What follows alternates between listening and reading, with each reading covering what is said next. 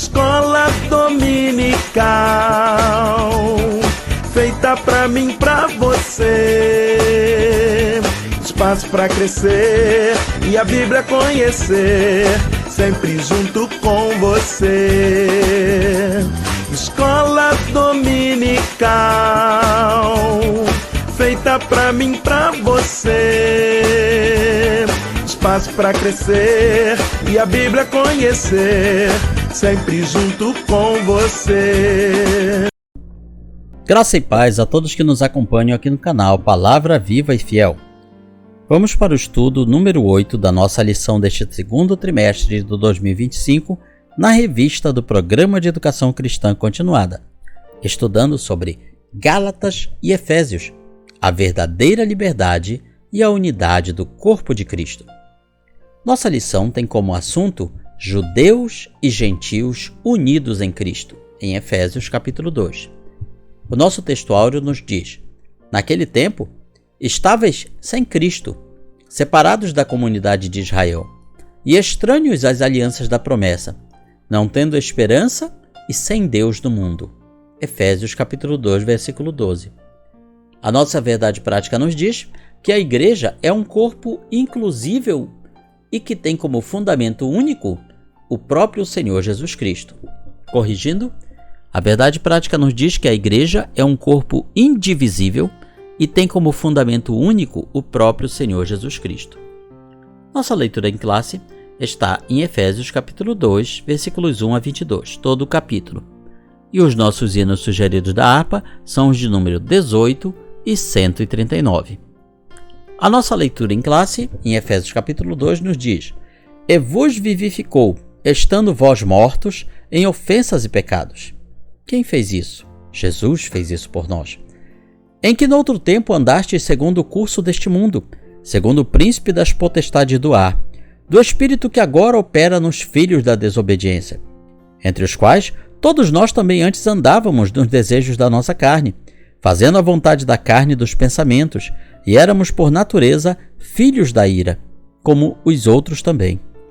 Mas Deus, que é riquíssimo em misericórdia, pelo seu muito amor com que nos amou, estando nós ainda mortos em nossas ofensas, nos vivificou juntamente com Cristo. Pela graça sois salvos.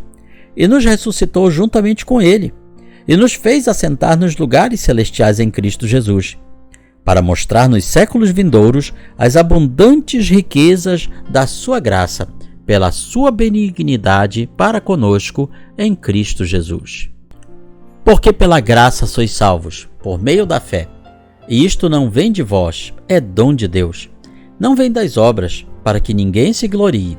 Porque somos feitura sua, criados em Cristo Jesus para as boas obras, as quais Deus preparou para que andássemos nelas. Portanto, lembrai-vos de que vós, noutro tempo, eres gentios na carne, chamados incircuncisão, pelos que na carne se chamam circuncisão, feita pela mão dos homens. Que naquele tempo estáveis sem Cristo, separados da comunidade de Israel, estranhos às alianças da promessa, não tendo esperança e sem Deus no mundo.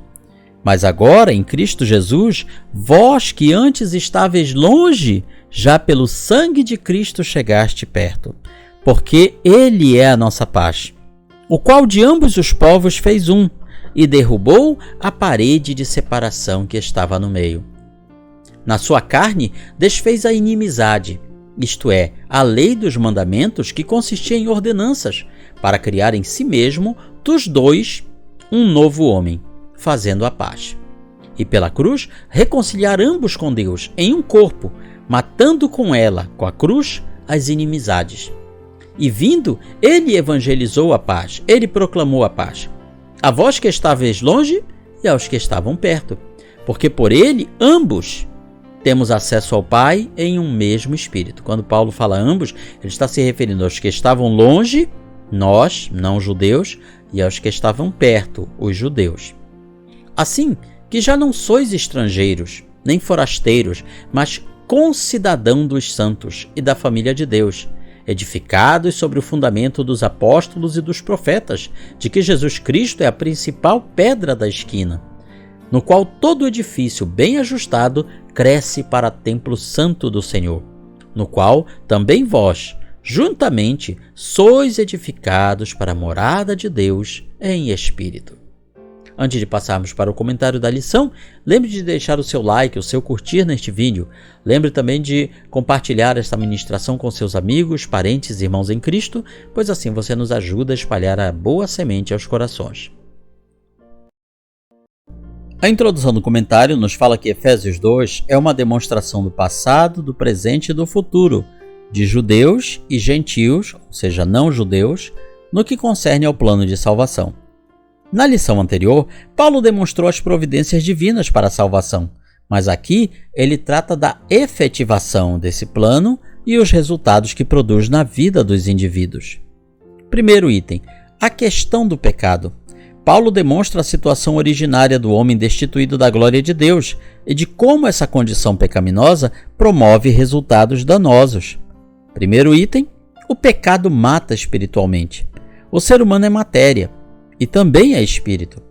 Paulo está tratando da morte espiritual que tem como causa fundamental o pecado. Quando nós dizemos, por exemplo, que uma pessoa está morta por dentro, isso é uma das várias maneiras que pode se indicar a morte espiritual trazida pelo pecado. Uma pessoa pode estar comendo, bebendo, fazendo lazer, cuidando da família, entre outras coisas, mas pode estar morto em virtude da vida pecaminosa. A morte espiritual se configura como o salário do pecado. Todos nascemos em pecado. Todos estamos mortos espiritualmente. Somente através de Jesus temos vida de verdade. Segundo item, Satanás e a vida pecaminosa. Vejam, ele não menciona aqui, Paulo, ele não menciona o nome Satanás, mas ele dá as características de Satanás, nas quais andastes outrora, outro tempo, segundo o curso deste mundo, segundo o príncipe da potestade do ar, do espírito que agora atua nos filhos da desobediência. Por que ele chama de príncipe da potestade ou do poder do ar? Aqui já temos um indicativo que, na verdade, Satanás não está reinando no inferno como a teologia medieval veio nos ensinar, como o catolicismo medieval trouxe. Na verdade, ele está solto pelo mundo, pelos ares, pelos céus, com as suas hostes infernais. A velha natureza nos empurra para a prática do pecado, mas esse processo tem uma dinâmica interessante. Satanás é o comandante em chefe das hostes do mal. Todo o sistema de vida mundano está sob sua autoridade. O diabo age de forma sutil, pois não tem interesse nenhum que as pessoas percebam sua presença. Quando Paulo escreve sobre o curso deste mundo, aqui ele está falando sobre a vida mundana. Ele disse isso ao próprio Cristo no deserto, Satanás. Disse-lhe o diabo: dar-te-ei toda esta autoridade e a glória destes reinos, porque ela me foi entregue, e o dou a quem quiser. Portanto, se prostrado me adorares, tudo será teu, será toda tua. Então veja que o que nós muitas vezes chamamos de sistema deste mundo, na verdade é governado pelo próprio Satanás. E alguém poderia dizer: e Deus, onde fica nessa história? Deus permitiu. Deus deixou que assim fosse para que todos vissem o que acontece quando o pecado tem livre atuação. E mesmo assim Deus coloca restrições à atuação do pecado. Mesmo assim Deus utiliza os sistemas mundanos para que o seu nome seja glorificado e para que o seu plano redentor seja executado. Terceiro item, o pecado nos faz filhos da ira. O homem não convertido por natureza, ele é filho da ira. E pelas obras é filho da desobediência. A pessoa incrédula não salva já está condenada. Ou seja, nós nascemos condenados à perdição. Nós não adquirimos essa condição ao longo da vida, nós já nascemos nela. E ao longo da vida, quanto mais nos afundamos do pecado, mais nos tornamos filhos da ira e da desobediência. Quando Paulo fala da ira de Deus, se refere ao contraste sempre existente entre a vida pecaminosa do homem e a santidade de Deus. Todo homem que está desconectado de Cristo é filho da ira, que tem repercussão nesta vida e no porvir. Sim, a ira de Deus, ela se manifesta neste mundo, mas se manifestará muito mais no porvir, no outro lado desta vida. O inferno, por exemplo, é o lugar onde Deus está com a sua ira. O lago de fogo e enxofre, que será o inferno dos infernos após o juízo final, também é uma manifestação da ira de Deus sobre o pecado e sobre o pecador. O estar em Cristo nos leva à condição de filhos que herdam as bênçãos, pois nenhuma condenação há para os que estão em Cristo Jesus. Segundo tópico, salvos pela graça. Diante do caos espiritual na humanidade, Deus entra com providência para mudar essa condição. Paulo volta a falar da graça, o favor imerecido de Deus, um tema bastante estudado em Gálatas. Ele faz um contraste vívido entre o que o ser humano é, mediante a graça, é por natureza, e o que pode vir a ser mediante a graça de Deus. É uma espécie de biografia espiritual, contando como eram os efésios, que estavam recebendo aquela carta de Paulo, antes de conhecerem o Evangelho de Cristo, e o que vieram a ser em Cristo Jesus, e qual o propósito de Deus em realizar tão extraordinária transformação. Primeiro item do segundo tópico, o grande amor de Deus. Mas Deus, sendo rico em misericórdia, por causa do grande amor com que nos amou, Deus vê no homem a miséria do pecado, mas também vê a criatura feita para ter comunhão com Ele e ser um adorador. Então, entra em cena o sentimento restaurador de Deus, que se manifesta através de seu incondicional amor. A expressão grande amor, usada por Paulo, é semelhante à usada por João no capítulo 3, versículo 16, ao dizer que Deus amou de tal maneira. Cristo é um instrumento ativo do amor de Deus. A morte e a ressurreição de Cristo mostram por que Deus pode transformar o mais vil pecador em uma nova criatura. Ele encarna como Verbo divino, vai à cruz de forma substituta, morre pelos nossos pecados e ressuscita dentre os mortos. Fomos crucificados com Ele, morrendo para o mundo, e com Ele ressuscitamos para uma nova vida com Deus. O resultado final da providência divina, e juntamente com Ele nos ressuscitou e nos fez assentar nos lugares celestiais em Cristo Jesus. A palavra juntamente neste texto tem o sentido de que Deus, mediante sua terna graça, concede à Igreja todas as bênçãos dadas ao próprio Cristo, quais sejam a ressurreição e o galardão nos céus. Segundo item, salvos pela graça e por fé, porque pela graça sois salvos mediante a fé, e isto não vem de vós, é dom de Deus. A partir do sacrifício de Cristo, todas as gerações deveriam saber que a salvação só caminha por uma via, a graça divina, que é favor não merecido. A Igreja, em todos os tempos, também deveria saber que a manifestação dessa graça se dá unicamente pela bondade de Deus e através de Cristo, como o Cordeiro de Deus que tira o pecado do mundo. Não há nada que um indivíduo possa fazer para ter mérito diante de Deus. Toda a sua justiça reunida é vista como trapo de imundícia, um trapo imundo. A grande diferença entre a fé cristã e as religiões é a resposta de como chegar a Deus. Enquanto muitos dizem que é preciso rituais, ações de aperfeiçoamento, a mensagem cristã diz que o ser humano não é salvo por obras que ele próprio faz, mas por aquilo que Cristo já realizou na cruz. Terceiro item, não por obras, mas para boas obras. Não fomos salvos pelas boas obras, mas para as boas obras. É só pela fé que somos justificados, embora a fé que salva deva produzir boas obras. Em relação à salvação, as obras são o resultado e não a causa. Nossas obras não nos levam para o céu, mas levamos nossas boas obras para o céu, graças a Deus. Paulo falou que a causa da salvação é a justificação somente pela fé. Tiago diz que a evidência da salvação são as obras da fé. Paulo olha para a causa da salvação e fala da fé. A questão levantada por Paulo é como a salvação é recebida, e a resposta é só pela fé. Já a pergunta de Tiago era como essa fé verdadeira é reconhecida pelas pessoas, e a resposta é pelas obras. Portanto, Tiago e Paulo não estão se contradizendo, eles estão se completando. Somos justificados diante de Deus pela fé. Testemunhamos da nossa fé diante dos homens pelas boas obras. Deus pode ver nossa fé, mas os indivíduos só podem ver nossa fé através de nossas obras. Sendo assim, as boas obras são o resultado de um novo coração transformado e uma vida justificada mediante a fé em Jesus Cristo. Terceiro tópico: unidos por Jesus. Após tratar das providências divinas em favor da salvação, agora o apóstolo Paulo faz uma exposição sobre a incidência da graça divina através de Cristo sobre todos os gentios e os judeus. Primeiro item: a condição dos gentios. A segunda parte do capítulo 2 é o textuário de toda a carta aos Efésios. Paulo faz os últimos contornos no retrato da igreja. Os gentios eram menosprezados pelos judeus de todas as formas. Os judeus se orgulhavam de sua circuncisão, consideravam os gentios povos de segunda categoria.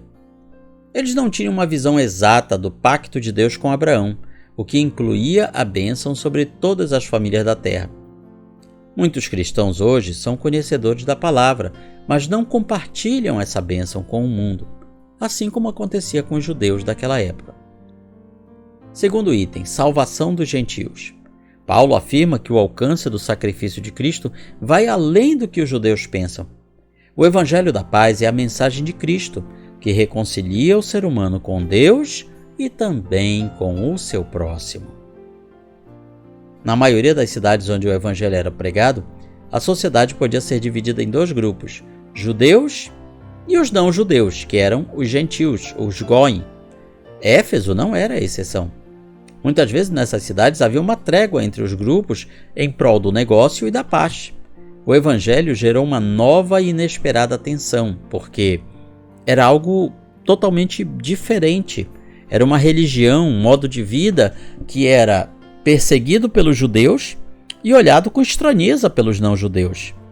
Isso se deu pelo fato da fé cristã ter removido as barreiras sociais e religiosas naturais nos dois grupos, ou seja, os grupos dos cristãos, eles eram um grupo inclusivo, em que o escravo tinha tantos direitos e deveres quanto o patrão, quando se convertia a Cristo, em que a mulher e o homem eram iguais diante de Deus. E por aí vai. As divisões naturais da sociedade da época, elas deixavam de existir dentro da igreja, dentro do cristianismo.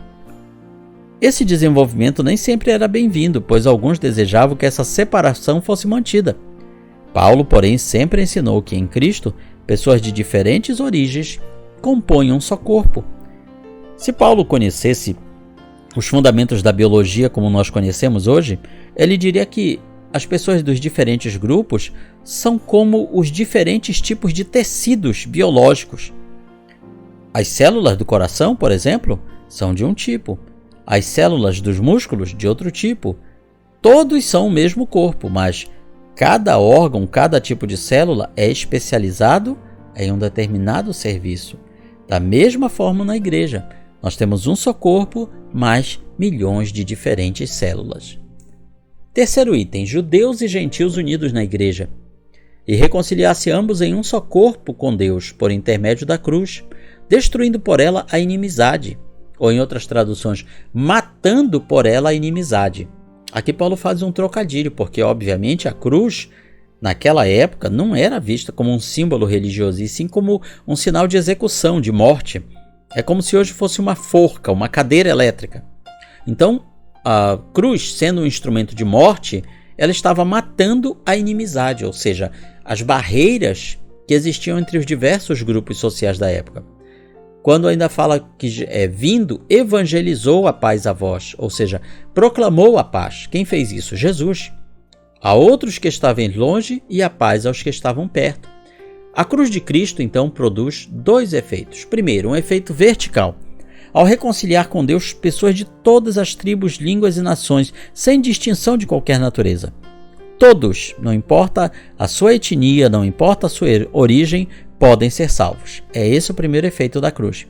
A obra messiânica de Cristo não conhece fronteiras, porque todo aquele que invocar o nome do Senhor será salvo. Ou seja, nem todos estão automaticamente salvos, mas a salvação ela pode ser adquirida por todos.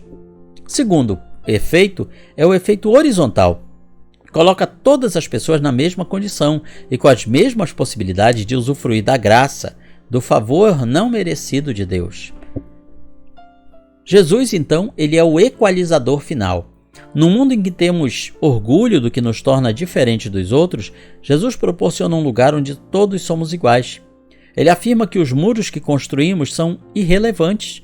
Seu desejo é que removamos as paredes de separação e construamos pontes de união.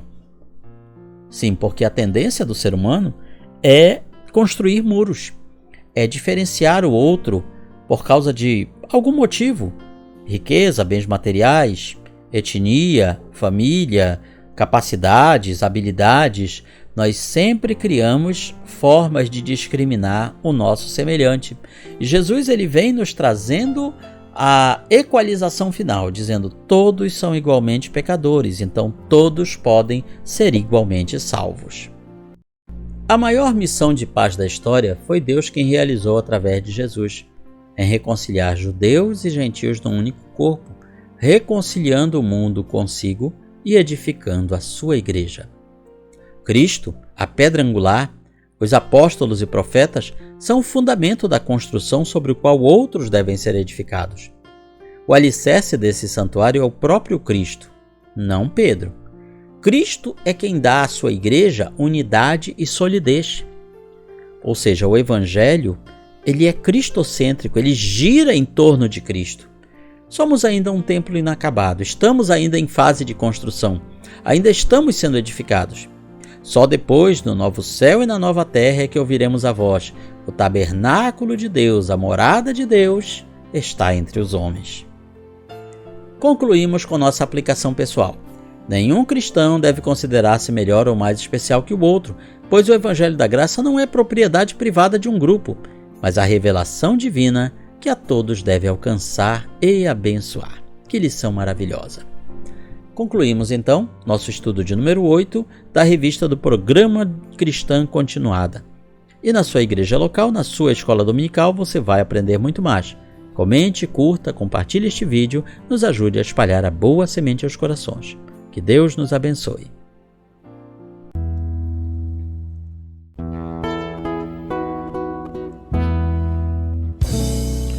Findou-se o tempo de estudo da escola dominical. Boa lição aprendemos do nosso Pai Celestial. Despede-nos, Jesus Cristo, em tua paz e amor, e nos concede para sempre o teu celeste favor. Aos visitantes e amigos agradecemos também. Que a paz de Deus reine em todos e até domingo que vem. E até domingo que vem. E até domingo